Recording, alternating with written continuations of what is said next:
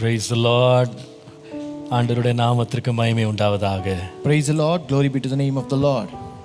இந்த புதிய நாளிலேயும் தேவனுடைய கிருபையை சார்ந்து நாம் மறுபடியுமாக ஆண்டவருடைய வேதத்தை வாசிக்கவும் தேவனுடைய வார்த்தைகளை தியானிக்கவும் கர்த்தர் நமக்கு கொடுத்த புதிய நாளுக்காக கர்த்தரை நான் ஸ்தோத்திரிக்கிறேன். I once again thank God for giving us a new day to read and to meditate the word of God again.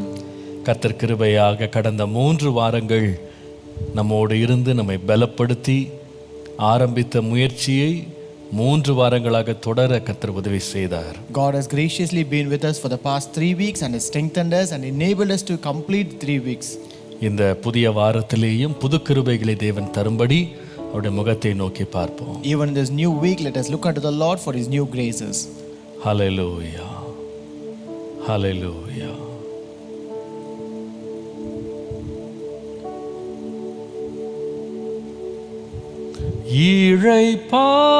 இளைப்பாறுதல் தரும் தேவா,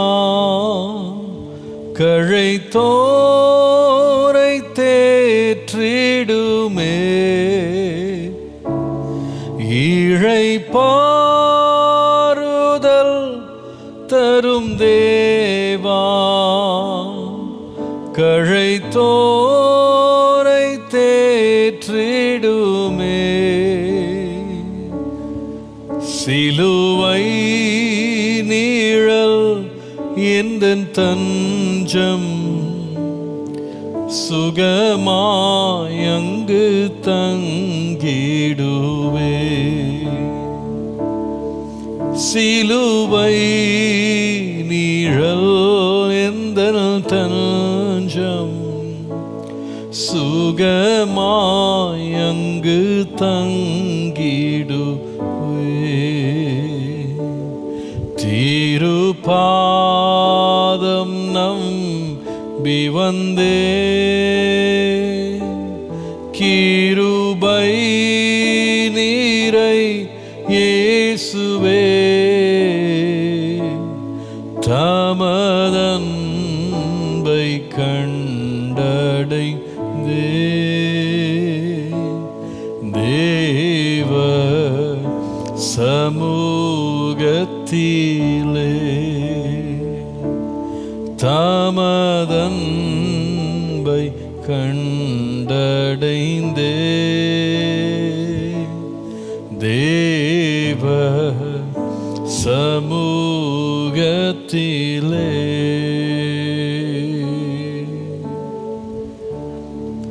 அன்பின் பிதாவே, உம்மை நன்றியோடு ஸ்தோத்திரிக்கிறோம். Our loving Father, we thank you with a grateful heart. இரக்கங்களின் தேவனே, உம்முடைய முகத்தை நோக்கி பார்க்கிறோம். The Lord of mercies, we look unto your Lord. ஆண்டவரே, இந்த காலை வேளையிலே உம்முடைய இன்ப பிரசன்னத்தை எங்கள் நடுவிலே தந்து எங்களை ஆசீர்வதிப்பதற்கு எங்கள் நடுவிலே நீர் இறங்கி வந்திருப்பதற்காக நன்றி. Lord, thank you that I have descended among you to give your blessed presence to us and bless us, Lord. ஆண்டவரே, உம்முடைய வார்த்தை எவ்வளவு விலையேற பெற்றது. Lord, how precious is your word, Lord. உம்முடைய வார்த்தை எவ்வளவு பிரயோஜனம் உள்ளது கர்த்தாவே. Lord, how useful is your word, Lord. ஆண்டவரே, இந்த வேளையிலே கர்த்தாவே அந்த நல் வார்த்தையை நாங்கள் ஆராய்ந்து பார்க்க, தியானிக்க, அதிலிருந்து உம்முடைய சத்தியங்களை அறிந்து கொள்ள எங்கள் மனக்கண்களை திறந்தருளும்படி நாங்கள் ஜெபிக்கிறோம். Lord, even now we pray that God may open our eyes of our heart that we may analyze, we search and meditate your word today, Lord. ஆண்டவரே, எங்கள் மாம்ச ஞானம் அதற்கு போதாது ஆண்டவரே.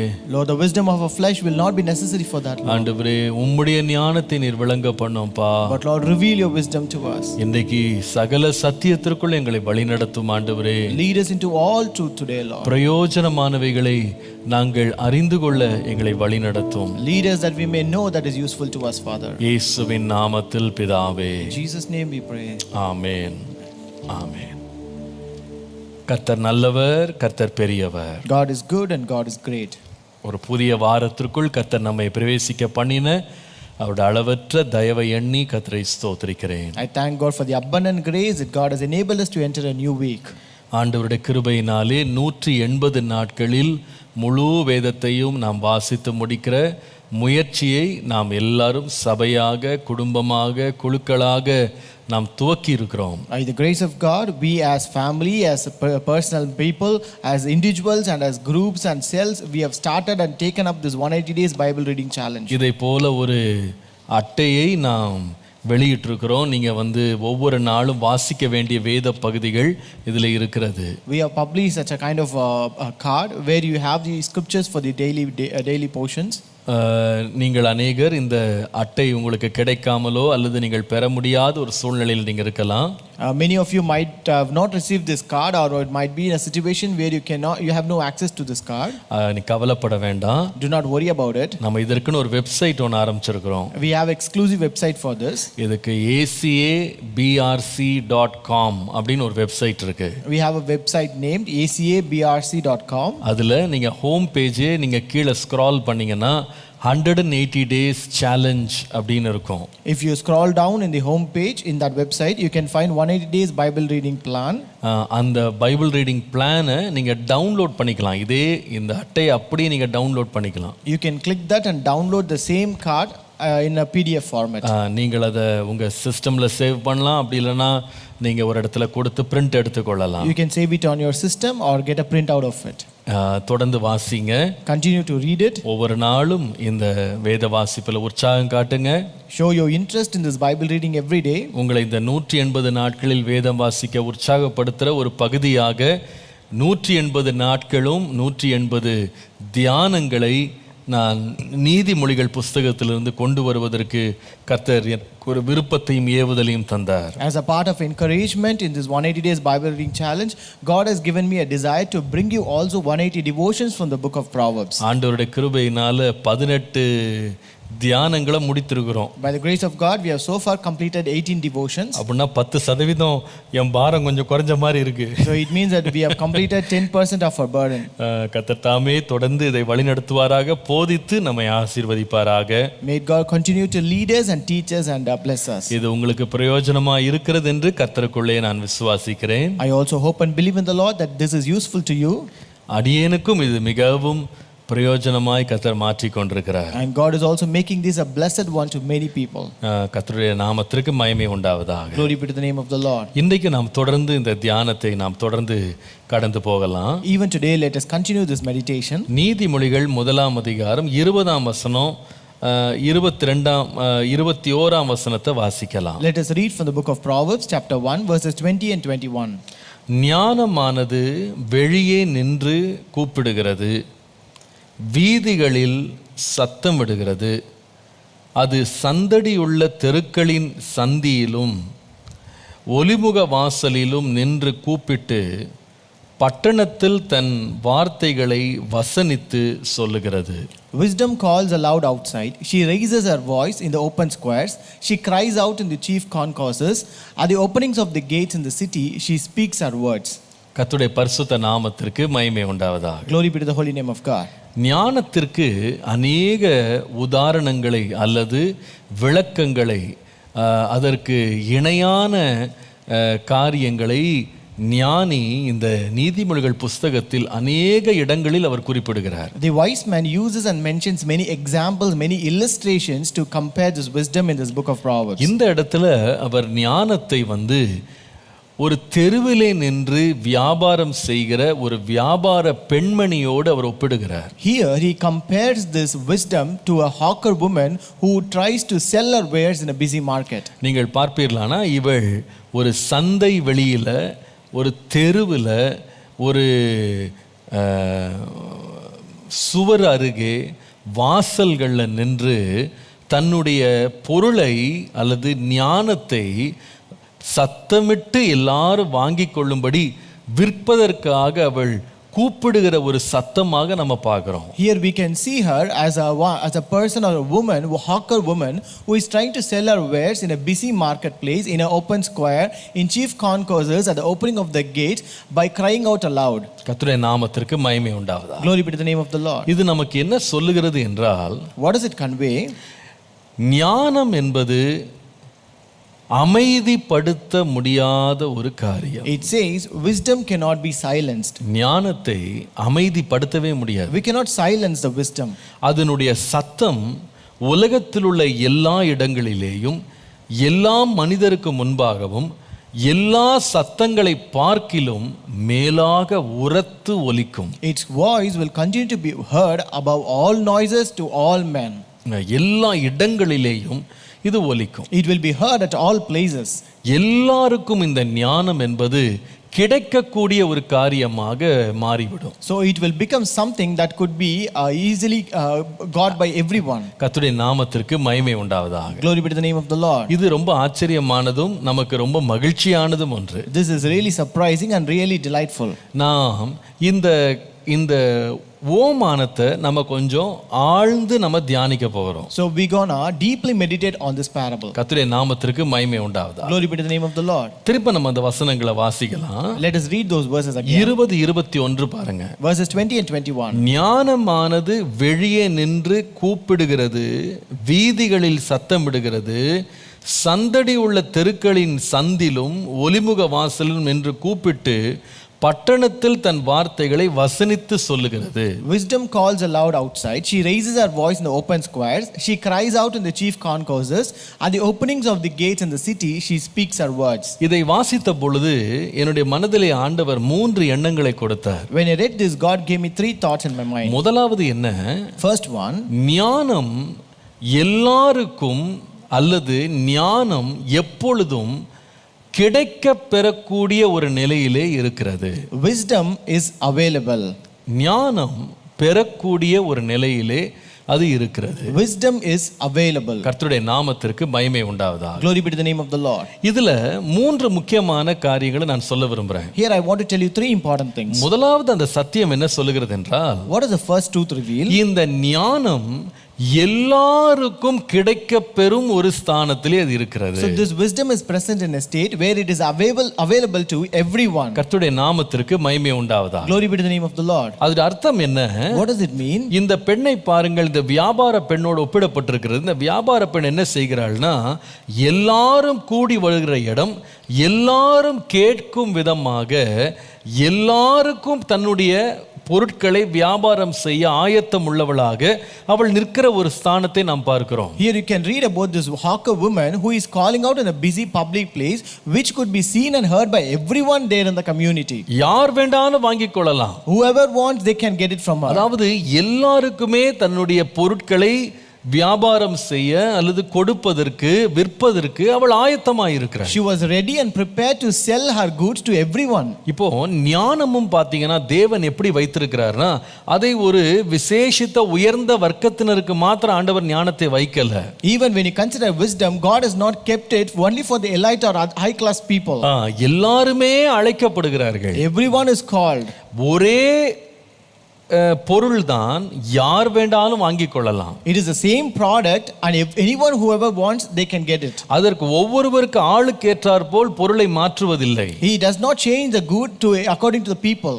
எல்லாருமே இதை பெற்றுக்கொள்ள முடியும். Everyone can receive it. எல்லாருக்கும் வேண்டியது இருக்கிறது. And they have what is required for everyone. அதனால தான் முதலாவது நான் சொல்லுவேன், That's why I could tell you first. தேவ ஞானம் என்பது எல்லாரும் பெற்றுக்கொள்ளக்கூடிய, எல்லாருக்கும் கிடைக்க பெறக்கூடிய ஒன்றாக கர்த்தர் வைத்திருக்கிறார். Wisdom has been kept by God that is available to everyone. சில பேர் நம்ம நினைக்கிறோம், நம்மெல்லாம் ஞானத்தை பெறதுக்கு நம்மெல்லாம் தகுதியே இல்லை நம்ம நினைக்கிறோம். Some people we think that we are not worthy to get the wisdom. சில பேர் நினைக்கிறாங்க, நமக்கெல்லாம் ஞானம் பெறது குடுப்பனை இல்லை, நமக்கு தகுதி இல்லை, நமக்கு வாய்ப்பு கிடைக்கல, நமக்கு ஆண்டவர் அப்படிலாம் கொடுக்கலன்னு நினைக்கிறாங்க. Many people also think God has not given us any chance or opportunities. We are not privileged to receive that wisdom. ஆனால் ஞானம் என்ன செய்கிறதுனா, ஒரு தனியா ஒரு சின்ன கடையில் வெறும் செலக்ட் கஸ்டமர்ஸை மாத்திரம் உள்ள இழுக்கிறது இல்லை. But wisdom is not that it will only invite only selected customers to them. அது ஒரு சின்ன கடைக்குள்ள ஒரு இல்லை.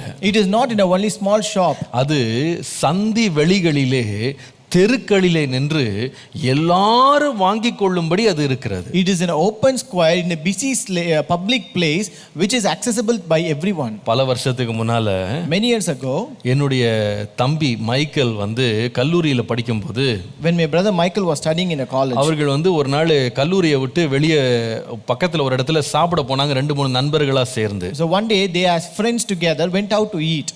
அப்ப சாப்பிட்டு முடிச்சிட்டு அவங்க உடனே பஸ்ஸுக்கு அவங்க வரணும். So after eating, they have to come to board a bus. அந்த பஸ் ஸ்டாண்ட்ல வந்து கூரை எதுவுமே இல்ல. So there was no roof in the bus town. அப்போ அந்த கூரை இல்லாத பஸ் ஸ்டாப்ல வந்து இவங்களுக்கு வெயில் ரொம்ப அதிகமா இருந்ததுனால, Since the heat of the sun was very much on that day, அவங்க என்ன செய்தாங்கன்னா பக்கத்துல திரும்பி பார்த்தா அந்த பஸ் ஸ்டாண்டுக்கு பின்னால மெர்சிடிஸ் பென்ஸ் அப்படின்னு சொல்ற முக புகழ் பெற்ற ஒரு விலையேறப்பெற்ற ஒரு கார் விற்கிற ஒரு ஷோரூம் ஒன்று இருந்தது. So when they looked back, they saw the showroom of the Mercedes-Benz, which is a very expensive car selling showroom. அப்ப இவங்க நினைச்சாங்க வெளியில நிக்கிறதுக்கு உள்ள போய் நிக்கலாம் அப்படின்னு. So they thought, rather than standing here in the hot sun, let us get into that showroom. எல்லா கல்லூரி மாணவர்கள் தானே. They were all college students. So இவங்க என்ன பண்றாங்க, தைரியமா உள்ள போறாங்க. So they boldly entered that showroom. இப்ப உள்ள வந்து சும்மா போக முடியாது. You cannot enter into a showroom as such. Car வாங்குறவங்க தான் உள்ள போக முடியும். Only who buy a car can get into it. அப்போ உள்ள போயிட்டு இவங்க சும்மா இல்லாம ஒவ்வொரு காரா சுத்தி சுத்தி பார்த்திருக்காங்க. So when they went in, they just began to look out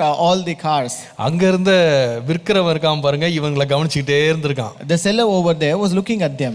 அவன் இவர்களை போல எத்தனை பேர் அவன் பார்த்திருப்பான். You would have already noticed many people like him. இவங்க நினைக்கிறாங்க இவங்க தான் முதல் ஆள் ரொம்ப ஞானமா உள்ள போறாங்கன்னு நினைச்சிட்டு இருக்காங்க. They thought they were the first people who are very wise enough to get in there. ஆனா இத போல நிறைய பேர் வந்திருப்பானுங்க போல இருக்கு. But they have already noticed many people like this. அப்போ என்னுடைய தம்பியினுடைய நண்பன் என்ன செய்தானா, உள்ள போயிட்டு அந்த சேல்ஸ்மேன்ட்ட போயிட்டு இந்த கார் எவ்வளோன்னு கேட்டிருக்கான். So one of my brother's friend went to that salesman and asked, what is the price of this car? அந்த ஆள் ஒரு பார்வை பார்த்தானா. That man gave a look. பார்த்துட்டு சொன்னானா, He said, இந்த வண்டியினுடைய டயர்ல போட்டிருக்கிற அந்த வீல்ல போட்டிருக்கிற வீல் கேப் வாங்குறதுக்கு உனக்கு தகுதி இருக்கா முதல்ல? are you worthy or eligible to buy the wheel cap of this wheel? வெளியே போங்கடா எல்லாரும் சொல்லி. Get out of this place, everyone. நான் சொல்லுவேன், வீல் கேப் வாங்குறதுக்கு தகுதி இல்லாதவன் என்ன பண்ண முடியாது, அந்த கடைக்குள்ள போக முடியாது. I tell you, person who is not worthy or eligible to buy that wheel cap cannot enter to that showroom. அத வாங்கக்கூடிய தகுதி உள்ளவன் தான் அந்த கடைக்குள்ள போக முடியும். While a person who is eligible to buy it can enter into it. ஆனா திரளான பொன் வெள்ளியை பார்க்கலும் விலையேறப்பெற்ற ஞானத்தை ஆண்டவர் ஒரு ஷோரூம்ல வைக்கல. But God did not keep this wisdom which is more greater than riches and silver and gold into a showroom. அவர் எங்க வைத்தார்னா, தெருக்களிலே சத்தமிட்டு ஏழை முதல் பணக்காரன் வரைக்கும் அதிபதி முதல் ஆண்டி வரைக்கும் யாராக இருந்தாலும் பெற்றுக்கொள்ளக்கூடிய ஒரு இடத்துல தான் ஆண்டவர் வைத்திருக்கிறார். But God has kept it in an open place where even the prince and the poor and everyone can get it. Hallelujah. Hallelujah. ரெண்டாவது அதுல ஒரு சத்தியம் இருக்கு பாருங்க. This is important truth here. இந்த பெண் எங்க இருந்து கூப்பிடுகிறானா, வெளியே நின்று கூப்பிடுகிறாள்னு போட்டிருக்கு. So we read that she was crying out from the chief constable. இந்த ஞானம் வெளியிலிருந்து கூப்பிடுகிறது என்று மட்டும் நிறுத்திராம சில இடங்களை பற்றி அது பேசுது பாருங்க. So here it does not only says outside alone, it also speaks about certain places there. 20ஆம் வசனத்துல வீதிகள் அப்படின்ற வார்த்தை இருக்கு. In verse 20 we read open squares. 21ஆம் வசனத்துல சந்தடி உள்ள தெருக்களின் சந்துன்னு போட்டிருக்கு. In verse 21 it says chief concourses. மூன்றாவது அதே 21ஆம் வசனத்துல ஒலிமுக வாசலில் அப்படின்னு போட்டிருக்கு. And third in the same verse 21 are the openings of the gates. அப்போ ரெண்டாவது ஒரு காரியம் இது சொல்லுது. The second truth it says, wisdom is available என்று சொல்லும்போது, wisdom is not only available to everyone, wisdom is available everywhere. ஞானம் என்பது எல்லாருக்கும் கிடைக்க பெறுகிறது மாத்திரமல்ல, எல்லா இடங்களிலும் கிடைக்க பெறும்படி கர்த்தர் அதை வைத்திருக்கிறார். Wisdom is not only available to everyone, but wisdom is available everywhere. அதாவது மனுஷன் எட்டி பிடிக்க முடியாத, சேர முடியாத ஒரு இடத்துல கொண்டு போய் ஆண்டவர் உயர்ந்த சிகரத்துல இந்த ஞானத்தை வைக்கல. God did not set this wisdom in such a high places where man cannot reach it. மனுஷன் போய் சென்றடையக்கூடிய ஒரு இடத்துல ஆண்டவர் வைத்திருக்கிறார். God has kept it in a place where man can easily reach it. மனிதர்கள் நடந்து கொண்டிருக்கிற இடம், in the place where men walk around, மனிதர்கள் சேரக்கூடிய ஒரு இடம், in the place where men gather around, எங்கே மனிதர்கள் வந்து அவர்கள் அடைய முடியுமோ அந்த இடத்துல கொண்டு போய் ஞானத்தை வைத்து, wherever people can reach out, only in those places God has set this wisdom. மூன்று இடம் போட்டிருக்காங்க. There are 3 places here. முதலாவது வந்து போட்டிருக்கு தெருக்கள்னு போட்டிருக்கு. First it is open squares. தெருக்கள்னா அர்த்தம் என்ன தெரியுமா? What do you mean by streets? நம்முடைய வீட்டிலிருந்து கால் எடுத்து வெளியே வைத்தீங்கன்னா தெரு தான் வரும். So the place which is right outside your house, that is the street. அதோட அர்த்தம் என்ன தெரியுமா? What does it mean? நம்முடைய அனுதின வாழ்க்கையின் நாட்களில், வாழ்க்கையின் சந்தர்ப்பங்களில் தேவன் ஞானத்தை பெறுவதற்கான சந்தர்ப்பங்களை நமக்கு திறந்து வைத்திருக்கிறார். So God has opened the ways to receive this wisdom wherever you go about your life every day. இரண்டாவது பகுதி அங்க போட்டிருக்கு. The second place, அது தெருக்களின் சந்தில்னு போட்டிருக்கு. it says chief concourses. அதாவது ஆங்கிலத்தில் இதற்கான கரெக்டான விளக்கம் என்னன்னு சொன்னா, இந்த ஞானம் எங்கிருந்து கூப்பிடுதுன்னா தெருக்கள்ல இருந்து மாத்திரம் கூப்பிடுறது இல்ல, மதில் சுவர்களின் மேல் இருந்து கூப்பிடுகிறதுன்னு போட்டிருக்கு. So its correct meaning is that it not only calls out from streets but also from the top of walls. Chief கன்கார்சஸ் அப்படின்னா இந்த டாப் ஆஃப் வால்ஸ்னு அர்த்தம். அது மதில்களின் மேல் இருந்து கூப்பிடுது. It calls out from the top of walls. இது எதை குறிக்கிறது என்று சொன்னால், What does it mean? ஞானம் என்பது நாம் அனுதினமும் சென்று வருகிற நம்முடைய வாழ்க்கையின் பகுதிகளில் மாத்திரமல்ல. Wisdom is not only available in the places where we go around every day. நாம் என்றைக்காவது ஒரு நாள் பட்டணத்தை விட்டு வெளியே போறோம் பார்த்தீங்களா, மதிலை தாண்டி போறோம் பாருங்க, அந்த எல்லைகளை நாம் தாண்டி போகும்போது கூட நம்முடைய பிரயாணங்களில் கூட நமக்கு ஞானத்தை கொடுக்கும்படி கர்த்தர் நமக்கு ஞானத்தை வைத்திருக்கிறார். So at times even we will cross those boundaries or borders of our cities, even where you journey around, even in that places God has said this. நம்முடைய பிரயாணத்திலே கூட நம்மோடு ஞானத்தை போதிக்கிற ஒரு தேவன் இருக்கிறார். We have a God who can teach us wisdom even in our journey. நாம் போகும்போது நமக்கு முன்னும் பின்னும் அவருடைய சத்தத்தை கேட்க பண்ணுகிறார். He will make us to hear his voice in front and behind us whenever we journey. அதனால தான் வேதம் சொல்லுகிறது, நீ போகும்போது ஒரு சத்தம் உனக்கு பின்னால தொனிக்கும், வழி இதுவே என்ற ஒரு சத்தம் தொனிக்கும்னு போட்டிருக்கு. That's why the Bible says when you walk around, when you go, you will hear a voice saying this is the way. இந்த ஞானம் வேற எங்கேயும் கிடைக்குது அப்படின்னு சொன்னா வேதம் சொல்லுகிறது, மூன்றாவது ஒலிமுக வாசலில் இந்த ஞானம் கிடைக்கிறது. The third place that is mentioned here is that this wisdom is available at the openings of the gates in the city. அந்த ஞானம் ஒலிமுக வாசல்னு சத்தம் போடுதான். So it cries out from the openings of the gates in the city. இந்த ஒலிமுக வாசலுடைய விசேஷம் என்ன? What is the speciality of the openings of the gates? ஒலிமுக வாசல் அப்படின்றது இஸ்ரவேல் ஜனங்களுக்கு ரொம்ப தெரிந்த ஒரு இடம். So this place is a very familiar place for Israelites. ஏன் தெரியுமா? You know why? இந்த பட்டணங்களுடைய வாசல்கள்ல ராஜாவோ அல்லது ஒரு நியாயாதிபதியோ உட்கார்ந்து நியாயம் தீர்க்கிற ஒரு இடம் இது. It's because it is a place of justice where a king or a judge will sit and give justice. அதாவது ஒருவருக்கு ஒரு வழக்கு உண்டாகிவிட்டது, ஒரு காரியத்துல தீர்மானம் எடுக்கணும், ஒரு காரியத்துல அவர்களுடைய பிரச்சனைகளை தீர்க்கணும் அப்படின்னு வர்ற இடம் என்னன்னு கேட்டீங்கன்னா வாசலுக்கு போவாங்க, ஒலிமுக வாசலுக்கு போவாங்க. If you have a case or if you have some point of problem or if you have some decision to be taken, then people will come to this opening of the gates to solve or resolve that problem. கர்த்தருடைய நாமத்திற்கு மகிமை உண்டாவதாக. Glory be to the name of the Lord. அப்போ நீங்க ரூத்ல கூட வாசித்தீங்கன்னா, even when you read in Ruth, Ruth போவாசை திருமணம் செய்வதற்கு அல்லது போவாஸ் ரூத்தை திருமணம் செய்வதற்கு for Ruth to get married to Boaz or Boaz to get married to Ruth, அந்த வழக்கு எங்கே தீர்க்கப்பட்டதுன்னு கேட்டா ஒலிமுக வாசல்ல இருக்கிறவங்க தான் அதை தீர்த்து வச்சாங்க. So people who sat at the opening of the gate were the people who resolved that case. கர்த்தருடைய நாமத்திற்கு மகிமை உண்டாவதாக. Glory be to the name of the Lord. நீங்கள் ஈவன் இந்த நீதிமொழிகள் 31ஆம் அதிகாரம் 23ஆம் வசனத்துல பார்த்தீங்கன்னா, even when you read Proverbs 31 and verse 23, அவள் புருஷன் தேசத்து மூப்பர்களோட நியாயஸ்தலங்களில் உட்கார்ந்திருக்கையில் பேர் பெற்றவனாய் இருக்கிறான்னு போட்டிருக்கு. we read her husband is known in the gates where he sitteth among the elders of the land. இங்கிலீஷ்ல ரொம்ப அழகா இருக்கு. In English it is very beautiful. Her husband is known in the gates ன்னு போட்டிருக்கு.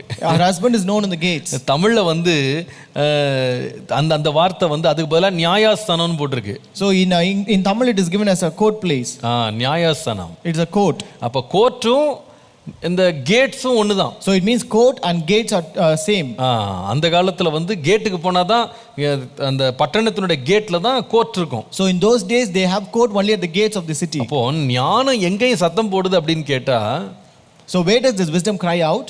நியாயத்துக்குன்னு போறோம் பாருங்க, நம்ம வாழ்க்கையில தீர்மானங்கள் எடுக்க போறோம் பாருங்க, நம்ம வாழ்க்கையில முக்கியமான தீர்மானங்கள் எடுக்கிற இடங்கள்ல கூட இந்த ஞானம் என்ன செய்யுதுன்னா வெளிப்படுது. So even in places or a point where you come to make a decision, even in those places this wisdom is revealed. இது எப்படி நம்ம விளங்கிக் கொள்ளலாம்னு சொன்னா, How can we understand this? கர்த்தர் எங்கெல்லாம் ஞானத்தை வெளிப்படுத்துறாருன்னு கேட்டா, Where God is revealing his wisdom, அனுதினமும் நாம் வெளியே போகிறதும் வருகிறதுமான அனுதின வாழ்க்கை இருக்கு பாருங்க, அங்கேயும் தேவன் தம்முடைய ஞானத்தை வெளிப்படுத்துறாரு. God is revealing his wisdom in our daily goings and comings. நாம வாழ்க்கைய சில முக்கியமான இடங்களை கடந்து செல்றோம் பாருங்க.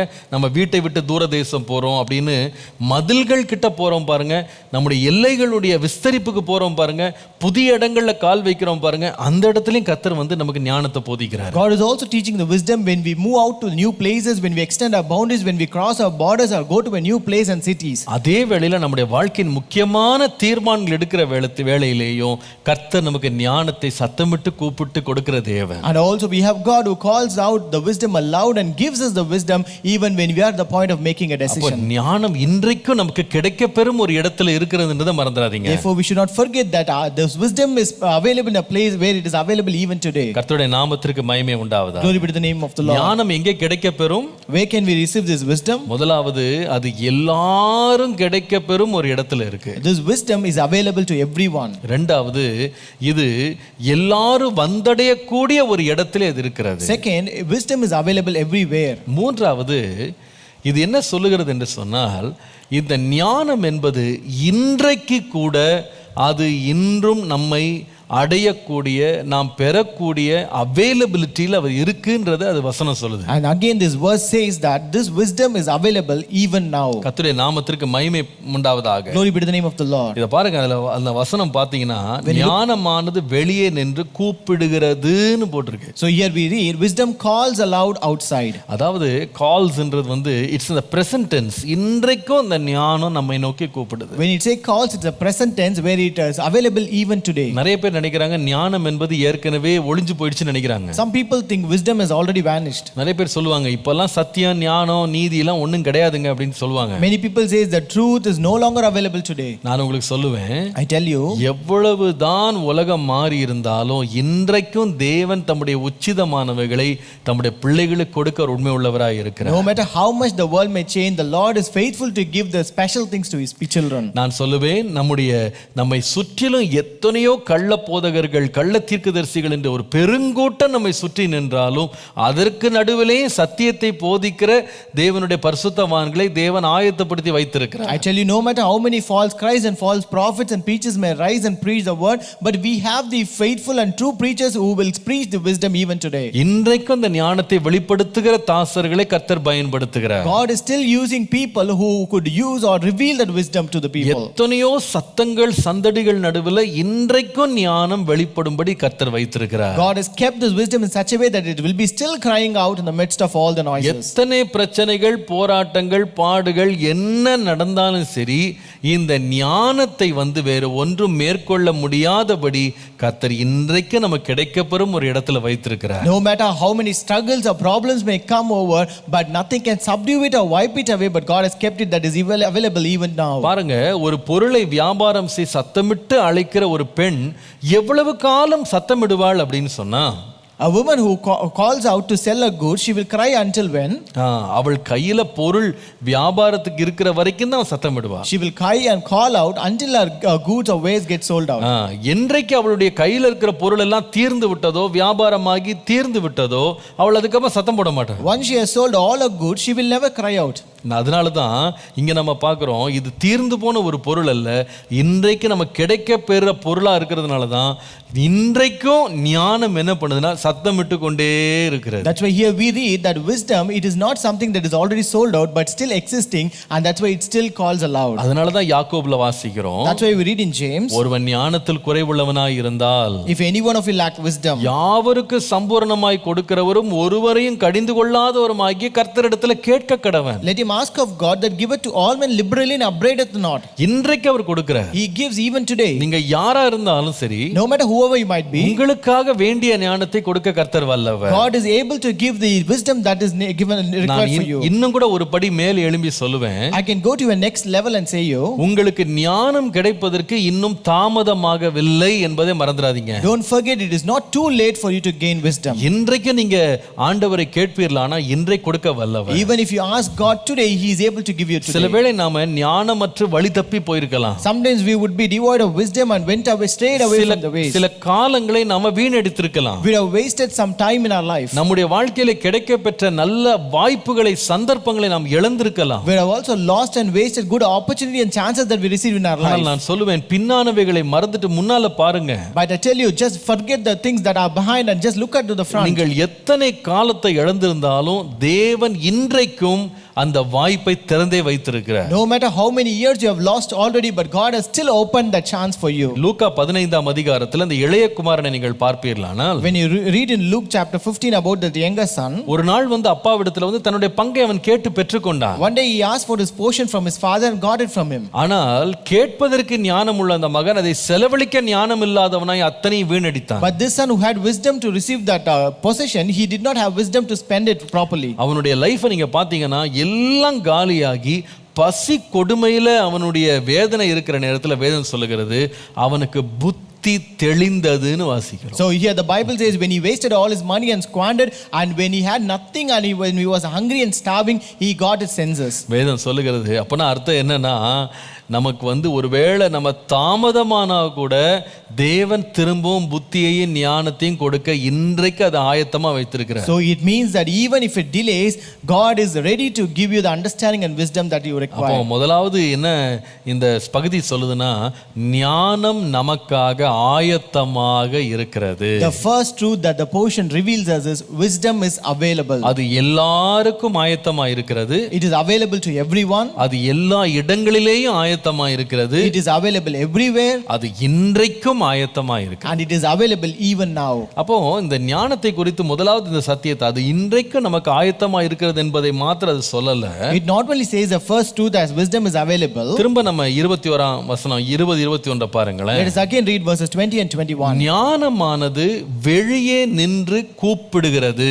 Wisdom calls aloud outside. வீதிகளில் சத்தமிடுகிறது. She raises her voice in the open squares. சந்தடியுள்ள தெருக்களிலும் தெருக்களின் சந்தியிலும் ஒலிமுக வாசல் நின்று கூப்பிடுகிறது. She cries out in the chief concourses, at the openings of the gates in the city she speaks her words. கர்த்தருடைய நாமத்திற்கு மகிமை உண்டாவதாக. Glory be to the name of the Lord. வசனத்தை கொஞ்சம் கவனிச்சு பாருங்க. Look at this word. முதலாவது சொன்னேன் ஞானம் ஆயத்தமா இருக்கின்றதை காட்டுது. First I said wisdom is available. இரண்டாவது B for wisdom is a very bold thing. ஞானம் என்பது தைரியத்தோடு நின்று கூப்பிடுகிறது. Second, wisdom is bold. இங்க பாருங்க, இந்த இடத்துல வந்து முந்தின பகுதிக்கும் இந்த பகுதிக்கு ஒரு பெரிய எதிர்மறையான கருத்தை ஆண்டவர் அங்க எழுத்துறார் பாருங்க. So here you can see a contradicting feature between earlier previous verses and this verse. நீங்கள் முதலாம் அதிகாரம் 10-11 வசனங்களை பார்ப்பீர்களானா, when you read chapter 1 verses 10 and 11, அங்கே இந்த நயங்காட்டுதலை பற்றி பார்க்கலாம். here we read about enticement. அவங்க வந்து நயங்காட்டுறவங்க என்ன சொல்றாங்க பாருங்க. What do the enticers say? 11ஆம் வசனத்துல பாருங்க. In verse 11, எங்களோடே வா, ரத்தம் சிந்தும்படி நாம் பதிவிருந்து குற்றமிட்டிருக்கிறவர்களை முகாந்தம் என்று பிடிக்கும்படி ஒளித்திருப்போம். They say, come with us, let us lie in wait to shed blood, let us lurk secretly for the innocent without cause. அப்போ இந்த நயவஞ்சகம் எப்படிப்பட்டதுன்னா, வெளிப்படையா அதனுடைய திட்டங்களை வெளியே சொல்லாது. So this enticement is not bold enough to cry out openly. அது என்ன செய்யும்னா, பதிவிடங்கள்ல இருந்து ஒளிப்பிடங்கள்ல இருந்து ஒளிஞ்சு தான் திட்டமிடும். So it will always conspire, lurk secretly from the hidden secret places. அது என்ன பண்ணணும்னா, நீ வா இங்க வான்னு சொல்லி மறைவிடங்கள் ஒளிப்பிடங்கள்ல இருந்து நம்மட்ட ரொம்ப சீக்ரெட்டா பேசும். So it will speak secretly to us, come to this place, come to us. ஆனா ஞானம் வந்து அப்படிலாம் ஒளிஞ்சு மறைஞ்செல்லாம் பேசாது. But wisdom will not be so secret or very conspiring thing. அது எல்லாத்தையும் வெளிப்படையாக தைரியமாக நின்னு தன்னுடைய காரியத்தை தைரியமா சொல்லும். Wisdom is bold enough to cry out things very loud. பாருங்க, சத்தியம் எப்பவுமே யாருக்குமே அஞ்சாது. So truth will not be afraid of anybody. உண்மை ஞானம் எதை கண்டும் பயப்படாது. Wisdom and truth will not be afraid of anyone. அது எந்த சோதனையும் எதிர்கொள்ள ரெடியா இருக்கும். It will be able to resist any kind of testing. அது எந்த விதமான மனிதனையும் எதிர்த்து நிற்க ஆயத்தமா இருக்கும். It will be ready to resist any kind of people. பாருங்க, எப்பமே குற்றம் செய்றவன் தான் பொய்ய சொல்றவன் தான் ஒளிஞ்சு மறைஞ்சு கிடப்பான். Only a person who commits a mistake or who lies will be always in secret. அவன் தான் இருள்ல நடப்பான். He will be the one who will be walking in the darkness. அவன் தான் எப்பமே நிழல்களை தேடுவான். He will be the person who will be seeking for shadows. அவன் தான் எப்படா மறைவிடம் கிடைக்கும்னு அப்படி ஒளிஞ்சு மறைஞ்சு போவான். He is a person who always seeks around hiding places. ஆனா ஞானம் உள்ளவன் எதற்கும் ஒளிய வேண்டியதில்லை, எதற்கும் பயப்பட வேண்டியதில்லை. But a wise man need not be afraid of anything or need not hide himself from anything. அவன் எப்பொழுதும் வெளிச்சத்துல தைரியமாய் தெளிந்த மனதோடு நடக்கிறான். He is very bold enough to walk in light and with a clarity. பொய் சொல்றவன் தான் பாருங்க கொஞ்சம் கொஞ்சமா கூட்டத்துக்குள்ள புகுந்து கொஞ்சம் கொஞ்சமா பொய்ய பரப்புறதுக்கு ட்ரை பண்ணுவான். Only a liar will enter into a crowd slowly and try to spread his lies to everyone. இந்த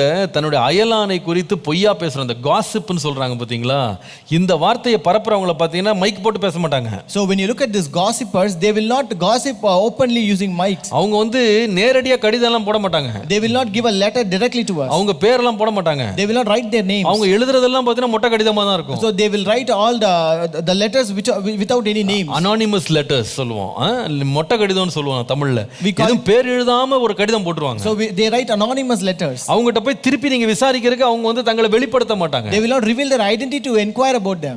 அவர்களுடைய விமர்சனங்கள்லாம் பாத்தீங்கன்னா எல்லாம் மறைஞ்சு ஒளிஞ்சு அது எதுவுமே தங்களை வெளிப்படையா பேச மாட்டாங்க. Their criticism all will be concealing and they will not openly speak out anything. ஆனா சத்தியம் பேசுறவன் தன்னை பற்றி கவலையப்பட மாட்டான். But a person who speaks truth will not be bothered about himself. அவன் கூட்டத்துல தனியா இருந்தா கூட தைரியமா பேசுவான். Even is the single person among the crowd, he will be speak out boldly. இங்க பாருங்களேன், சந்தை வெளிகள்ல எவ்வளவு பெரிய கூட்டம் இருக்கும். See, look at these open squares where it be so much of crowd and masses. ஒலிமுக வாசல்ல ஒரு பெரிய கூட்டம் இருக்கு. In chief concourses that are so open crowds people. அங்க எல்லாரும் கூட்டமான இடத்துல that is a place where people are gathered around. இந்த ஞானம் என்கிற பெண் தனியா நின்னு கூப்பிடுகிறார். This woman called wisdom is crying out loudly alone. அவளுக்கு இந்த கூட்டத்தை பார்த்தலாம் பயம் இல்ல. She is not afraid of this masses. அவளுக்கு தெரியும் நான் பேசுறது சத்தியம் தான். She knew very well what I speak is truth. அதனால பெருங்கூட்டம் எனக்கு முன்னாடி நின்னா கூட நான் அவர்களை பார்த்து வெட்கப்பட வேண்டியதும் இல்ல, அவர்களை பார்த்து பயப்பட வேண்டியதும் இல்ல. Therefore even that is a great crowd of people before me, I need not be afraid or need not be tremble against. நம்முடைய இரட்சகராக இயேசு கிறிஸ்துவோட லைஃபை நீங்க பாத்தீங்கன்னா, even when you look at the life of Jesus Christ, அவர்ட்ட அந்த ஒளிவு மறைவெல்லாம் கிடையவே கிடையாது. even he did not have any kind of concealment. நீங்க யோவான் 18 அதிகாரம் 20 வசனம் வாசிக்கும்போது, when you read John 18 and verse 20, இயேசு அந்த நியாயம் விசாரிக்கப்படும் போது அவர் சொல்லுகிற வார்த்தை, during that inquiry Jesus said, அவர் சொல்றாரு, நான் வெளியரங்கமாய் உலகத்துடனே பேசினேன். Jesus said, I spoke openly to the world. ஜெப ஆலயங்களிலேயும் யூதர்கள் எல்லாரும் கூடி வருகிற தேவாலயத்திலேயும் எப்பொழுதும் உபதேசித்தேன். I always taught in synagogues and the temple where the Jews always meet. அந்தரங்கத்திலே நான் ஒன்றும் பேசவில்லை. And in secret I have said nothing. என்ன அழகா இருக்கு பாத்தீங்களா? How beautiful it is. அந்தரங்கத்துல ஒளிச்சு மறைச்சல நான் ஒண்ணும் பேசலப்பா. I did not speak anything in secret. எல்லாம் ஓபனா பேசுறோம். I speak openly to everyone. கொஞ்ச நாளைக்கு முன்னால few days ago என்னுடைய நண்பன் ஒருவன் எனக்கு ஃபோன் பண்ணி இருந்தான். one of my friend called me. அவன் சொன்னா, உன்னுடைய இந்த ஞாயிற்றுக்கிழமை ஆராதனை பார்த்தேன். He said, I watched your Sunday sermon. தொடர்ந்து பார்த்துட்டு தான் இருக்கேன். I'm continually watching it. நீங்க இந்த பில்டிங் ஃபண்ட் எல்லாம் இவ்வளவு ஓபனா சொல்றீங்களே. You are speaking about this building fund so openly. இவ்வளவு தேவை இருக்குன்னு ஓபனா சொல்றீங்க. You said that your requirement is so much very openly. இவ்வளவு முடிச்சிருக்கேன்னு ஓபனா சொல்றீங்க. எல்லாத்தையும் வீடியோ போட்டு படம் போட்டு காட்டுறீங்க. என்ன இவ்வளவு தைரியமா பேசுறீங்களாப்பா அப்படின்றான். You openly declared that you have completed so far. You show it in videos and pictures as well. நான் சொன்னேன், I told him, எப்பா ஒளிச்சு மறைச்சு பதுக்குறோன்னு தானே பயந்து பேசணும். only people who hide and conceal things should be afraid of things. என்ன தேவைன்றதை வெளிப்படையா நாங்க சொல்றோம். But we just declare what is our need openly. என்ன செய்யறோம்ன்றதை எல்லாரும் பாருங்கன்னு போட்டு காட்டுறோம். We also show people what we do. எப்பா பொய்ய பேசினா தானப்பா மறைக்கணும், பயப்படணும். Only if we speak lie we have to hide things. எனக்கு இது தேவை, ஊழியத்துக்கு இது தேவைன்னு சொல்றோம். So we say that we need this for our ministry, we speak it out openly. கொடுக்கறவங்க கொடுக்குறாங்க. Let people whoever can they can give it. கொடுத்தவர்களுக்கு நாங்க எல்லாத்தையும் வெளிப்படையா காமிக்கிறோம். And to whoever who have given us we are showing everything to them. ஜனங்கள்ட்டே சொல்றோம், போய் நேரா போய் பாருங்க. We we also tell the people you can go and would see இதுல that place. ஒளிக்கிறதுக்கு மறைக்கிறதுக்கு ஒண்ணுமே இல்லப்பா. There's nothing to hide and conceal here. இயேசுனுடைய சுவிசேஷமும் உபதேசமும் ஒரு வெளிப்படைத்தன்மை இருந்தது. ஏன்னு சொன்னா அது ஞானத்தினாலும் உண்மையினால் நிறைந்திருந்தது. Why the revelation of ministry and proclamation of Jesus was very open? Because it was filled with wisdom and truth. வஞ்சனை தான் எப்படிப்பட்டதா ஒளியும். A deceit will be hidden always. இங்க ஞானம் பாருங்க, பெருங்கூட்டத்தின் நடுவுல கூட தனியா இருந்தாலும் மைனாரிட்டியா இருந்தாலும் தைரியமா வெளிப்படையா பேசினது. But this wisdom, though it was among the crowds, though it was a minority, it was very openly and boldly crying out. நம்முடைய இரட்சகராகிய இயேசு கிறிஸ்து அவர் ஒன்றையும் ஒளிக்காம மறைக்காம வெளிப்படையா பேசினது மாத்திரமல்ல, தம்முடைய சீஷர்களையும் அப்படிதான் பேசணும்னு சொன்னார். Our Lord and Savior Jesus Christ, he not only spoke out in openly and without and not in secret, and he also charged his ministers or the disciples to do so. நீங்கள் மத்தேயு 10:27 வாசித்தால், when you read Matthew 10:27, வேதம் சொல்கிறது, நான் உங்களுக்கு இருளிலே சொல்லுகிறதை நீங்கள் வெளிச்சத்திலே சொல்லுங்கள். whatever I tell you in the dark, speak in the light. காதிலே கேட்கிறதை நீங்கள் வீடுகளின் மேல் பிரசித்தம் பண்ணுங்கள். And what you hear in the ear, preach on the housetops. அவர் சொல்லுகிறார், ஆத்துமாக்களை கொல்ல வல்லவர்களாயிராமல் சரீரத்தை மாத்திரம் கொல்லுகிறவர்களுக்கு நீங்கள் பயப்பட வேண்டாம். And he says, and do not fear those who kill the body but cannot kill the soul. நீங்க பயப்படாதீங்கப்பா, சுவிசேஷம் சொல்லலாம், பயப்படாதீங்க. Do not be afraid to preach the gospel. நீங்க வீட்டு கூரையிலிருந்து அதை சொல்லுங்க. You preach on the housetops. எல்லா இடத்திலும் பிரசித்தம் பண்ணுங்க. You just proclaim it to every place. நீங்க வெளிச்சத்துல போய் அதை பேசுங்க. You go and speak in the light. நான் சொல்லுவேன், உண்மையான ஞானம் வெளிப்படையாக இருக்கும். I tell you, a true wisdom will be very open.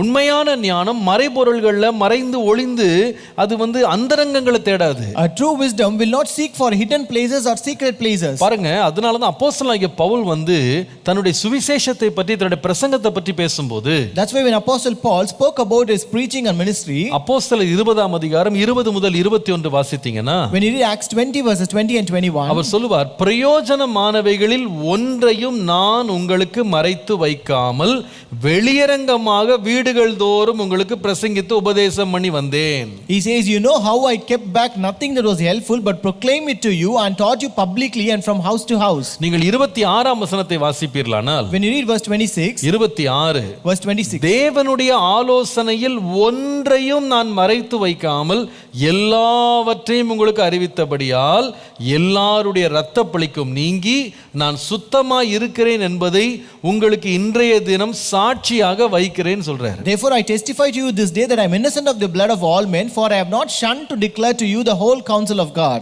எவ்வளவு அழகா இருக்கு பாருங்க. How beautiful it is. அவர் சொல்றார், நான் எல்லாரோட இரத்த பழிக்கு நான் நீங்களா இருக்கிறேன். I am innocent of all the blood of all men. நான் எதுமே மறைக்கலப்பா. I have not disclosed anything. நீங்க ஏற்றுக்கொள்றீங்களோ ஏற்றுக்கொள்ளையோ விரும்புனீங்களோ விரும்பலையோ அதெல்லாம் எனக்கு தேவையில்லை. எனக்கு ஆண்டவர் வெளிப்படுத்தின சத்தியங்களை நான் மறைக்காம வெளிப்படையா சொல்லிட்டேன். No matter whether you like it or not, whether you desire it not, but I have not concealed anything. I have revealed all the things that God has revealed to me. ஞானத்தினுடைய தைரியம் இதுல வெளிப்படுகிறது. The boldness of wisdom is revealed here. அதனால தான் இந்த ஞானம் எங்க வெளிப்படுதோ அங்க ஒரு தைரியம், விசேஷித்த தைரியம் இருக்கும். So wherever wisdom is revealed, there's a special boldness that is revealed in that place. மொத்த கூட்டமே தன்னை நிராகரித்து தன்னுடைய சத்தத்தை கேட்காம தன்னுடைய பொருளை வாங்காமல் போனாலும் தைரியமாய் அது தன்னுடைய சத்தத்தை சொல்லிக்கொண்டே இருக்கும். Though the entire crowd may ignore it and reject her voice, its voice transcends the crowds and hustles of masses. கர்த்தருடைய நாமத்திற்கு மகிமை உண்டாவதாக. Glory be to the name of the Lord. முதல் காரியம் சொன்னேன். First I told you, ஞானம் என்பது ஆயத்தமா இருக்கு. first wisdom is available. யாருக்கு வேணா அது ஆயத்தமா இருக்கு. It is available to everyone. எந்த இடத்திலே இது ஆயத்தமா இருக்கு. It is available everywhere. அடுத்தது நான் சொன்னேன், இந்த ஞானம் ஆயத்தமா இருக்கிறது மாத்திரமல்ல, ஞானம் தைரியமா தன்னை வெளிப்படுத்துது. And not only it is available, but wisdom is bold. கடைசியா மூன்றாவது, at last இந்த ஞானம் என்பது நீங்கள் வாசித்து பார்ப்பீர்களானால் சத்தமிட்டு வசனித்து சொன்னாலும் யார் மேலும் இந்த ஞானம் திணிக்கிறது இல்லை. So third, though the wisdom cries and calls out aloud, but it is not thrusted on anybody. பாருங்க, ஒரு வியாபாரம் பண்ணுகிற ஒரு பெண் அவள் தான் என்ன பொருளை வைத்திருக்கிறேன்னு எல்லாரும் கேட்கும்படி சத்தமிட்டு சொல்லுகிறாள். So this hawker who sells a good, she cries out aloud that everyone may know what she has. அவள் தன்னுடைய பொருட்களை குறித்து நம்மகிட்ட சொல்லதான் முடியுமே தவிர நம்ம கையில அவள் கொடுக்க போறதில்லை. She can tell you about what she has to offer, but she cannot trust her goods into her.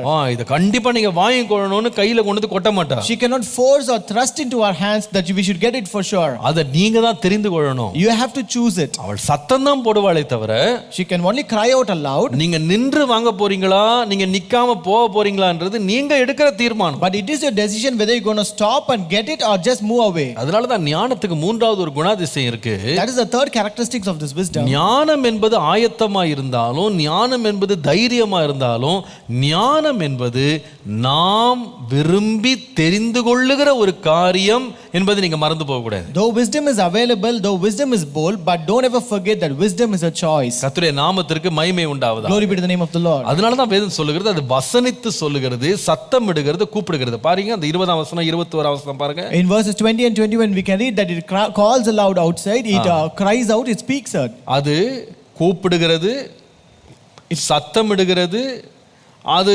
கூப்பிட்டு வசனித்து சொல்லுகிறது. It raises our voice, it cries out, it speaks our words. கர்த்தருடைய நாமத்திற்கு மகிமை உண்டாவதாக. Glory be to the name of the அப்போ Lord. அது அதிகபட்சம் என்னதான் செய்யும்னு சொன்னா நமக்கு தன்னிட்ட என்ன இருக்கு அப்படின்றத சொல்லுமே தவிர அது தானா நமக்கு திணிக்காது. To the maximum it can tell you what it has, but it cannot trust anything. கர்த்தருடைய நாமத்திற்கு மகிமை உண்டாவதாக. Glory be to the name of the Lord. அதை நாம் தான் பெற்றுக்கொள்ளணும். It is we who are supposed to get it. நாம் தான் ஏற்றுக்கொள்ளணும். It is we who are supposed to accept பாருங்க, it. இது ரொம்ப அழகா இருக்கு. இது நீங்க வாசித்தீங்கன்னா ரொம்ப டீப்பான ஒரு சப்ஜெக்ட். இது இந்த ஞானம் தெரு முனையில நின்னுகிட்டு, வாசல்ல நின்னுகிட்டு, மதில் மேல் நின்னுட்டு சத்தம் போடுதான். So this wisdom is crying out from the open squares, in the chief concourses, at the openings of the gates, and crying out aloud. இத இந்த ஞானி அனுதினமும் இஸ்ரவேல் ஜனங்க டெய்லி பார்க்குற ஒரு காரியத்தை எடுத்துட்டு ஞானத்தோட ஒப்பிடுறாரு அவர். So this wise man actually compares this wisdom with the things that are familiar and day-to-day things of this Israelites. அப்ப இந்த இஸ்ரவேல் ஜனங்க இந்த மாதிரி சத்தத்தை கேட்கும்போது அவங்க என்ன பண்ணுவாங்கன்னா, அவங்களுக்கு பிடிச்ச பொருளோ அவங்களுக்கு தேவையான பொருள்னு அந்த கண்டுபிடிச்சிட்டாங்கன்னா அந்த பெண்ணிடத்துல போய் அவங்க என்ன பண்ணுவாங்கன்னா, தங்களுக்கு இருக்கிற பணத்தை கொடுத்து அவங்க என்ன பண்ணுவாங்கன்னா பொருளை வாங்குவாங்க. So when these Israelites hear those voices, if they want it or if they like it, they will go halt there and get the product by paying the price. அன்றைக்கு மாத்திரம் இல்ல, இன்னைக்கும் மார்க்கெட்டுக்கு போனீங்கன்னா அப்படிதான் இருக்கும். And not only those days, even today if you go to the market you can you see the same. விற்கிற எல்லாரும் சத்தம் போட்டு தங்கட்ட என்ன இருக்குன்றது சத்தம் போட்டு சொல்லிக்கிட்டே இருப்பாங்க. All the hawkers and sellers will be crying out whatever they are selling. நீங்க ஒரு fish marketக்கு போனீங்கன்னா அங்க ஒரே சத்தம் போட்டுக்கிட்டு இருப்பாங்க. எல்லா ட்ரேடரும் ஒரே நேரத்துல பேசுவாங்க. If you go to a fish market you can hear all the fish traders who are shouting out aloud. காய்கறி மார்க்கெட்டுக்கு போனீங்கன்னா என்னென்ன காய்கறிகள் பேரை சொல்லி அவங்க அதோட விலையை சொல்லி அவங்க சத்தம் போட்டு கூப்பிட்டுட்டே இருப்பாங்க. Even if you go to a vegetable market you can hear those sellers voicing out their voices and selling out the prices. இப்போ ரொம்ப வேடிக்கையா இருக்கு, யாரும் சத்தம் போடுற தொண்டை இல்ல, அதனால இப்ப எல்லாம் ரெக்கார்ட் பண்ணி ஸ்பீக்கர்ல போட்டு விட்டுறாங்க. Today it is more funny, people could not cry out, they just record it and play it on the speaker. என்ன சொல்றாங்கன்னா, இங்க இருக்கு, அவேலபிளா இருக்கு, வாங்க வாங்க வாங்கன்னு கூடுவாங்க. So they say it is available here, you can come here and get it. காலையில நம்ம தெருக்கள்ல பார்த்தா இடியாப்பம் இடியாப்பம்னு கத்திட்டே போவோம். So when even in the morning you can hear in your streets crying out. Kolamaavu கோலமாவுன்னு கத்திட்டே போவோம். And even in the streets you can see people crying out what are the goods. அப்போ இதெல்லாம் எதுக்குன்னு சொன்னா சத்தம் போட்டே இருக்கும். So it's because they keep on crying out. பொருள் இங்க ரெடியா இருக்கு. It means that we have things available. நீங்க வாங்குறீங்களோ வாங்கல அத பத்தி எனக்கு கவலை இல்ல, நான் தைரியமா சொல்லிட்டு போறேன். I'm not bothered whether you're going to buy it or not, but I'm going to cry it out. ஆனா உங்களுக்கு வேணும்னா நீங்க வீட்டை விட்டு வெளியே வரணும். But if you need it you have to come out of your house. நீங்க என்கிட்ட நீங்க ஒரு பொருளை கொடுத்துட்டு நீங்க உங்க பணத்தை கொடுத்துட்டு நீங்க அதுக்கு இணையாக இந்த பொருளை நீங்க வாங்கிக் கொள்ளணும். And you should come to me, you should pay the price for it and then get this product from me. நல்லா கவனிங்க. Listen carefully. நிறைய பேர் நினைக்கிறாங்க ஞானம்ன்றது இலவசமா நமக்கு கிடைக்கும்னு. Many people think this wisdom can be we can get the wisdom free. ஞானம் ஆயத்தமா இருந்தாலும் ஞானம் இந்த பெண் தூக்கி கொண்டு போய் தெருவுல வீசல, எல்லாரும் பெருக்கிக் கொள்ளுங்க அப்படின்னு. Though this wisdom was available, this woman did not just throw away on the streets. You can pick it up, யார் வேணாலும் பொறுக்கிடுங்க அப்படின்னு சொல்லி போடல. She did not throw away that everyone, whoever wants can pick it up. நான் கூப்பிடுறேன், She says, I'm calling out. நீங்க வேணும்னா என்கிட்ட வரணும். If you need, you have to come to me. நீங்க வந்து அதை உங்களுக்கென்று நீங்க வாங்கிக்கொள்ளணும். And you have to buy from me for yourself. இது எனக்கு ரொம்ப ஆச்சரியமா அந்த காலை நான் அதை தியானம் பண்ணும்போது கர்த்தர் என்னோடு இடைப்பட்ட ஒரு காரியம். So when I was meditating this, the thing that Lord spoke with me. எப்படி ஒரு வியாபார பெண்ணிடத்திலே அவள் விற்கும் பொருட்களை அவள் சத்தமிட்டு கூப்பிடும்போது அது உங்களுக்கு வேண்டும், பிடித்திருக்கு, தேவை என்று உணர்ந்தா நீங்க ஒரு கிரயத்தை கொடுத்து நீங்க வாங்குவீங்களோ அதே போல ஞானத்தை பெறுவதற்கும் ஒரு கிரையை நீங்க கொடுக்கணும். Like how when a hawker woman cries out about our goods, we go pay price and get it from her. Similarly, we are supposed to pay a price to receive wisdom. நீங்க நல்லா கவனிக்கணும் இத. You have to listen carefully. அந்த காலங்கள்ல வந்து எப்படி வியாபாரம் பண்ணாங்க அப்படின்னா ரெண்டு விதம். In those days, they traded in two ways. இன்றைக்கு கூட நிறைய இடங்கள்ல அதே பழக்கம் இன்னைக்கும் இருக்கு. Even today, many people use the same way. Even today. ஒன்னு வந்து என்னன்னு சொன்னா அவங்க தங்களுடைய பணத்தை கொடுத்து ஒரு பொருளை வாங்குவாங்க. First, they may pay price for that product and get the product. ரெண்டாவது எப்படி வாங்குவாங்கன்னா தங்கிட்ட இருக்கிற பொருளை கொண்டு போய் கொடுத்துட்டு அவங்ககிட்ட இருக்கிற பொருளை எக்ஸ்சேஞ்சா வாங்கிடுவாங்க. So second, they will give the product that they have in exchange to that product they want. அப்போ ஒரு எக்ஸ்சேஞ்ச் அங்க நடக்கும். There happens an exchange there. நான் உங்களுக்கு அன்பா சொல்றேன். I tell you by love. நிறைய பேர் வந்து ஞானம் பெற்றவர்களை பார்த்து நிறைய பேர் பொறாமைப்படுறாங்க. Today many people are jealous about people who are wise. ஆனா அவங்களுக்கு தெரியல இதை பெறுவதற்கு அவங்க எவ்வளவு பெரிய விலை கொடுத்தாங்கன்னு நிறைய பேர் தெரியல. But they don't know how much price did they pay to receive this wisdom. நான் சொல்லுவேன் நீங்க வந்து ஒரு விலை கொடுக்காமல் அது இலவசமாய் கிடைக்க போறதில்லை. So without paying a price for it, you are not going to get it free of cost. தேவன் ஞானத்தை ஆயத்தப்படுத்தி இருந்தாலும் though God has made this wisdom available for us, அதை கேட்டு வருகிறவன் ஏதோ ஒன்றை தன்னிடத்துல வந்து அவன் வந்து கிரயமாய் கொடுக்கணும், அதை வந்து அவன் வந்து இனாமா கொடுக்கணும், அதை எக்ஸ்சேஞ்ச் பண்றதுக்கு ஏதோ ஒன்றை விட்டு கொடுக்கணும். A person who comes seeking that should pay something for that or should give something in exchange for that. நீங்கள் 119 சங்கீதம் 23 வசனம் வாசித்தால் when you read Psalm 119 and verse 23, பிரபுக்களும் உட்கார்ந்து எனக்கு விரோதமாக பேசிக் கொள்ளுகிறார்கள், princes also sit and speak against me, உமது அடியேனோ உமது பிரமாணங்களை தியானிக்கிறேன். but your servant meditates on your statutes. மற்றவங்க பேசுனாங்க, others were speaking, மற்றவங்க சும்மா பேசிட்டே இருந்தாங்க, others were just speaking. ஆனா நான் வந்து என்ன பண்ணா பேச்சில இருந்து விலகி நான் தியானத்துக்கு என்ன அர்ப்பணிச்சேன். But I refrained from that speaking and I committed to meditating.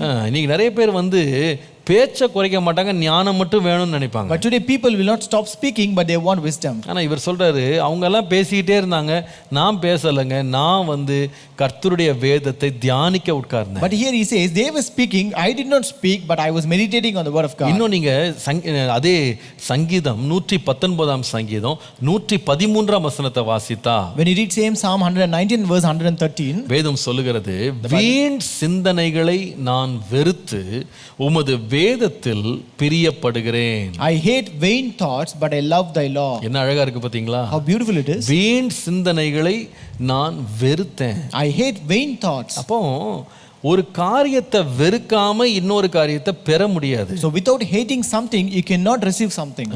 நீங்க ஒரு விலை கொடுக்கணும், ஒரு கிரயம் கொடுக்கணும், ஒரு பரிமாற்றம் அங்க நடக்கணும். You have to pay a price or you have to exchange something for that. நீங்கள் 1 ராஜாக்கள் 3 அதிகாரம் 11 வசனத்தை வாசித்தால், if you read 1 Kings chapter 3 and verse 11, ஞானத்தை பெற்ற சாலமோனை பற்றி கர்த்தர் கொடுத்த சாட்சி. this is the testimony of God about Solomon who received wisdom. தேவன் அவனை நோக்கி, நீ உனக்கு நீடித்த நாட்களை கேளாமலும் ஐஸ்வர்யத்தை கேளாமலும் உன் சத்துருக்களின் பிராணனை கேளாமலும் நீ இந்த காரியத்தையே கேட்டு நியாயம் விசாரிக்கிறதற்கு ஏற்ற ஞானத்தை உனக்கு வேண்டிக் கொண்டபடியினால் உன் வார்த்தைகளின்படி செய்தேன், ஞானமும் உணர்வுள்ள இருதயத்தை உனக்கு தந்தேன், இதிலே உனக்கு சரியானவன் உனக்கு முன் இருந்ததும் இல்லை, உனக்கு சரியானவன் உனக்கு பின் எழும்போதும் இல்லை. And God said unto him, because thou hast asked this thing and hast not asked for thyself long life, neither hast asked riches for thyself, nor hast asked the life of thine enemies, but hast asked for thyself understanding to discern judgment. Behold, I have done according to thy words. Lo, I have given thee a wise and an understanding heart, so that there was none like thee before thee, neither after thee shall any arise like unto thee. ரொம்ப அழகா இருக்கு. எனக்கு இந்த வசனம் எனக்கு ரொம்ப தொட்டது என்ன இன்னைக்கு. This word really touched me very much. Solomon வந்து ஞானத்தை பெற்றுட்டான்னு நம்ம நினைக்கிறோம். We think that Solomon has received wisdom. ஆனா அவர் வந்து தேவன் அவருக்கு இலவசமா கொடுத்தாரு நம்ம நினைக்கிறோம். We think that God gave it free of cost to him. உண்மைதான், ஒரு பக்கம் பார்த்தீங்கன்னா இலவசம் தான். It is true, on one side it is free. ஆனா அது ஒரு பரிமாற்றத்திற்கு அப்புறமா தான் நடந்துச்சுன்றதை மறந்துடாதீங்க. But don't forget that it came after an exchange. ஆண்டவர் சொல்றாரு, God said, எப்பா இதே இது நான் வேற யார்ட்டையா கேட்டிருந்தா அவங்க ஒருவேளை எதை கேட்டிருக்கலாம்னா நீடித்த நாட்களை கேட்டிருப்பாங்க. So even if I have asked the same question to someone else, they would ask for long life. ஆனா உங்ககிட்ட வந்து நான் உனக்கு என்ன வேணும்னு கேட்ட பொழுது நீடித்த நாட்கள் மேல் இருந்த உன்னுடைய ஆசையை நீ வெறுத்துட்டு நீ ஞானத்தை கேட்ட. But when I asked you the same thing, you hated the long life and you asked for wisdom. நான் வந்து வேற ஒருத்தட்ட கேட்டிருந்தா அவங்க வந்து ஐஸ்வர்யத்தை கேட்டிருப்பாங்க. If I asked someone else, they would have asked for riches. ஆனால் உங்ககிட்ட என்ன வேணும்னு கேட்ட பொழுது நீ ஐஸ்வர்யத்தின் மேல் இருந்த ஆசையை நீ விட்டுட்டு ஞானத்தை தெரிந்து கொண்ட பாரு, அதனால தான் நீ ஞானம் பெற்றாய். But when I asked you, you just rejected the desires of riches and asked for wisdom, and that is why you received wisdom. ஆண்டவர் சொல்றாரு, நீ வேற ஒருத்தன்ட்ட நான் வந்து உனக்கு என்னப்பா வேணும் நீ கேட்கறத நான் தர்றேன்னு சொல்லியிருந்தா அவங்க வந்து தங்களுடைய சத்துருக்களுடைய ஜீவனை கேட்டிருப்பாங்க. ஆனா நீ அந்த ஆசையை நீ வெறுத்துட்டு அதை வேண்டாம் நீ என்கிட்ட ஒப்பு கொடுத்துட்டு நீ ஞானம்தான் வேணும்னு கேட்டியே, அதனால உனக்கு நான் ஞானத்தை தந்தேன். But if I have asked someone else what do they need, they would have asked for the life of their enemies. But when I asked you, you just hated the desire of your life of that enemies and asked for wisdom, and that's why I have given you. நம்முடைய வாழ்க்கையில கூட கர்த்தர் ஞானத்தை தரணும்னு நீங்க விரும்புறீங்களா? Even in your life, if you desire that God should give you wisdom, நீங்கள் அதை மற்ற எல்லாவற்றின் நடுவிலிருந்து தெரிந்து கொள்ள வேண்டும். it is a choice that you're supposed to choose amidst everything. Wisdom is a choice. Wisdom is a choice. Don't forget that. அது வந்து இலவசமா நம்ம தலை மேல ஊற்றப்படுற ஒரு காரியம் கிடையாது. It is not something freebie that is given, that is poured on our head. ஒரு பக்கம் பேச்சு ஓடிட்டு இருக்கு. On one side that is speaking, they are speaking together. ஒரு பக்கம் வீண் சிந்தனை இருக்கு. On one side we have vain thoughts. ஒரு பக்கம் ஐஸ்வரியத்தின் மேல் உள்ள மயக்கம் இருக்கு. On one side we have the enticement of the riches. ஒரு பக்கம் சத்துருக்களுடைய ஜீவனை கேட்கணும்னு தோணுது. On one side you want to ask for the life of your enemies. ஒரு பக்கம் நீடித்த நாட்களை கேட்கணும்னு தோணுது. On one side you consider to ask for a long life. ஆனா நீ அது எல்லாத்தையும் வெறுக்கறப்பா. But you hate all those things. அது எல்லாம் வேண்டான்னு சொல்லிட்டு நீ விரும்பி தேடி வந்து ஒரு விலை கொடுத்து இந்த ஆசைகள் எல்லாம் விலக்கிற ஒரு விலையை கொடுத்து நீ ஞானத்தை தெரிந்து கொள்ற. You pay the price of rejecting all these desires and you choose wisdom. கொஞ்சம் யோசித்து பாருங்க, அந்த ஞானம் என்கிற அந்த வியாபார பெண்ணிடத்துல அவங்க இவ்வளவு விரும்பி சேர்த்து வச்சிருந்த பணத்தை கொடுத்துட்டு ஞானத்தை வாங்குறாங்க. So just consider here, to the hawker woman who is that wisdom, they just pay the price that they have gathered and they receive wisdom. அவங்க இவ்வளவு காலம் சம்பாரிச்ச மற்ற பொருட்களை அவங்க கிரயமா கொடுத்து ஞானத்தை அவள்கிட்ட கேட்டு பெற்றுக்கொள்றாங்க. They exchange the amount or the price that they've gathered and earned so far, and they get wisdom from her. இந்த ஞானத்தை பெறதுக்கு நாம என்ன எக்ஸ்சேஞ்ச் பண்ண போறோம்னு யோசிங்க. Just think what you're going to exchange to receive this wisdom. இந்த ஞானத்தை பெறதுக்கு நான் என்ன எக்ஸ்சேஞ்ச் பண்ண போறேன்? What I'm going to exchange to receive this wisdom. நீங்க எந்த பகுதியில ஞானம் அடைய வேண்டுமானாலும் ஒரு விலை கொடுக்காமல் ஒரு தியாகம் நீங்க செய்யாம நீங்க அதை பெறவே முடியாது. No matter in whatever field or portion you want to receive wisdom, without a sacrifice or paying a price, you cannot get it. ஒரு முறை ஒரு இடத்துல நான் வாசித்தது எனக்கு ஞாபகம் இருக்கு. I remember once I read it somewhere. தியாகம் இல்லாமல் ஒருவனும் எதையும் அடைந்ததில்லையா. No person has attained anything without sacrifice. ஒன்று, இன்றைக்கு அவன் அனுபவிக்கிற பொருட்களுக்காக வசதிகளுக்காக அவன் வந்து செய்கிற தியாகத்திற்கான பலனை அவன் ஒருவேளை அடையாம போகலாமா, ஆனா அவனுக்கு பின் வர்ற சந்ததி அதனுடைய தியாகத்தின் பலனை அதை வாங்கிட்டு போயிருமா. Either he may not attain the reward for the sacrifice that he has done now, but his generations may receive the reward for the sacrifice that he has made. ஒருவேளை சிலர் சொல்லுவாங்களாம், நான் வந்து எந்த தியாகமே பண்ணல இதெல்லாம் எனக்கு வந்துச்சுன்னு சொல்லுவாங்களாம். Some may say I have not sacrificed anything but I have received all these things in my life. அதுல போட்டுருந்துச்சு அப்படி ஒன்றுமே கிடையாதான். It is said it is not so. அது வந்து என்ன அர்த்தம்னா, What does it mean? இன்றைக்கு நீ தியாகமே செய்யாமல் ஒன்றை நீ அனுபவித்துக் கொண்டிருக்கிறாய் என்று சொன்னால் உனக்கு முன் சென்ற ஒரு சந்ததி, முன் சென்ற ஒரு நபர் அவர் செய்த தியாகத்தினுடைய விளைவை தான் நீ இன்றைக்கு பெற்றுக்கொண்டிருக்கிறப்பா. If you are enjoying or experiencing something without sacrificing anything today, it means that there was someone previous or before you who have sacrificed for this. ஆகவே தியாகம் இல்லாம நன்மை இல்லவே இல்லை. Therefore, without sacrifice, there is no goodness. ஞானம் என்பது தெரிந்து கொள்ளப்பட வேண்டியது. Wisdom is a choice. உங்கள்கிட்ட எத்தனையோ பொருட்கள் இருக்கலாம். You may have many products. உலகம் விலையேற பெற்றது நினைக்கிறது இருக்கலாம். You may have something that the world may consider to be a precious one. அதை நீ விட்டு கொடுக்க, அதை நீ எக்ஸ்சேஞ்ச் பண்றதுக்கு, அந்த கிரயத்தை கொடுக்கறதுக்கு நீ ஆயத்தமாகும் போது தான் நீ ஞானத்தை பெற்றுக்கொள்வாய். Or only when you are willing to trade it or exchange it, only then you can receive wisdom. அந்த ட்ரேடிங் ஒருவேளை நேரமா இருக்கலாம். That trading might be your time.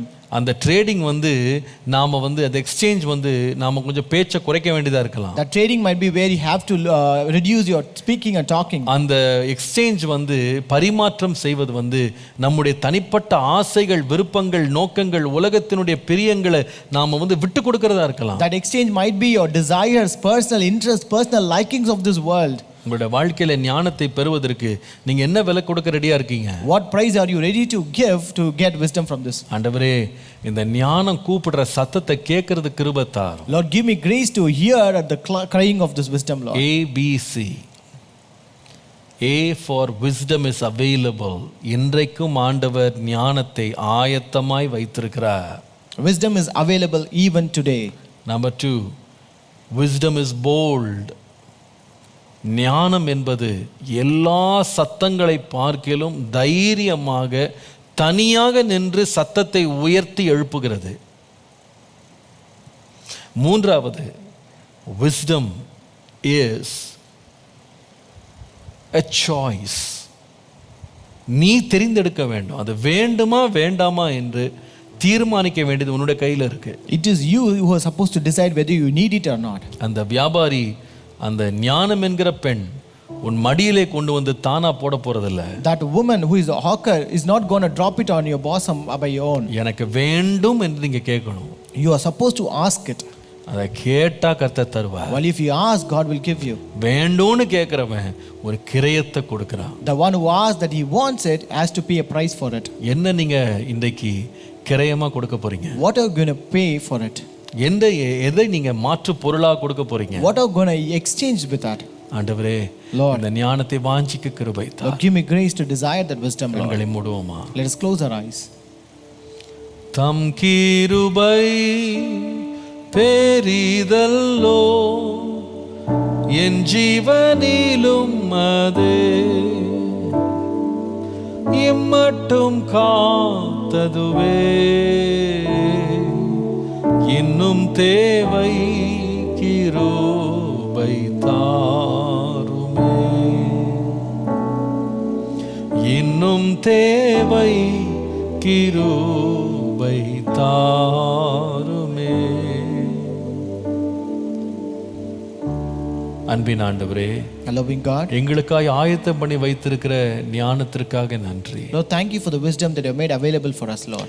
எத்தனையோ பொய் புரட்டுகள் நடுவில் ஞானம் தனியாக நின்று உரத்த சத்தமிட்டு எங்களை நோக்கி கூப்பிடுகிற சத்தத்தை நாங்கள் கேட்கும்படி எங்களுக்கு வைத்திருக்கிற கிருபைக்காக நன்றி. Lord, thank you for the grace that you have kept, that the wisdom is calling out that we could hear amidst many noises of lies, Lord. இந்த ஞானத்தை எங்கள் மேல் யாரும் புகட்ட போகிறதில்லை, அதை நாங்கள் தான் தெரிந்து கொள்ள வேண்டும் என்று அது சத்தம் மட்டும் இடுகிறதுப்பா. Lord, this wisdom cries out and calls aloud that it will be just give us the offer alone and it cannot be trusted to us, Lord. ஆண்டவரே, அதை தெரிந்து கொள்ளுகிற கிருபையை தார். Give us grace to choose it, Lord. அதற்கு வேண்டிய விலை கிரயத்தை கொடுப்பதற்கு ஆண்டவரே, அதை நாங்கள் பரிமாற்றம் செய்து கொள்வதற்கு எங்களுடைய பயனற்ற காரியங்களை நாங்கள் கொடுத்துவிட்டு பயனுள்ள ஞானத்தை பெற்றுக்கொள்ளுகிற அறிவை எங்களுக்கு தார். Lord, give us a wisdom and knowledge that we may pay a price to receive that wisdom. We may exchange the unwanted or unnecessary things of our life to get a profitable thing of called wisdom, Lord.